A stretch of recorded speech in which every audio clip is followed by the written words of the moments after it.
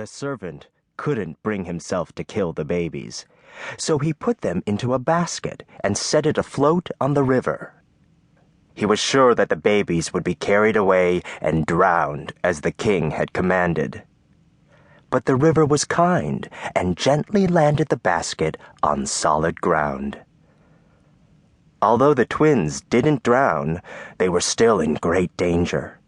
If they didn't starve, wild animals might eat them. Miraculously, according to Livy, a she-wolf, coming down from the hills to quench her thirst, turned her steps toward the cry of the infants and nursed them so gently that the keeper of the royal flock found her licking them with her tongue. When the herdsman found Romulus and Remus, he took them home. He and his wife raised the boys as their own. The twins grew to be brave, manly, and noble. They roamed the countryside like ancient Robin Hoods, often saving innocent people from danger and persecution. Romulus and Remus eventually discovered who they really were and decided to found a new city near the Tiber River where they had been rescued as babies.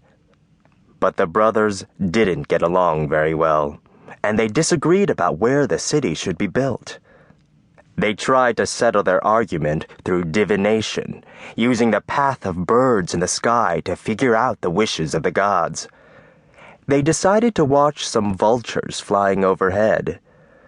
Romulus tried to trick Remus, pretending to have spotted more vultures than he actually saw, and then Remus made fun of Romulus. The brothers got into a fight, and Romulus killed Remus. Romulus buried his brother, and then, with his followers, built a new city on the Palatine Hill and circled it with strong stone walls. As the city grew, it eventually enclosed 7 hills and took the name of its founder, Romulus, or Rome. The Romans dated everything that happened after that from the founding of the city in 753 BCE. For more than 1,000 years, they used a calendar that began in that year.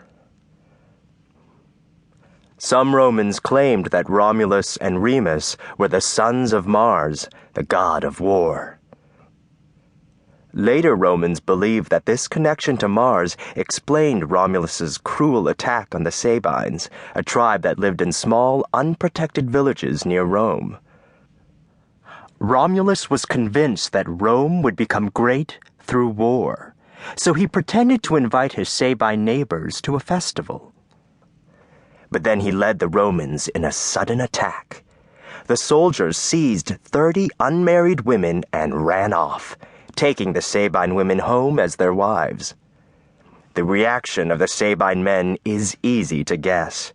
They set out to rescue the women. They attacked the walled city of Rome. A fierce battle between the Sabines and the Romans raged until a strange thing happened.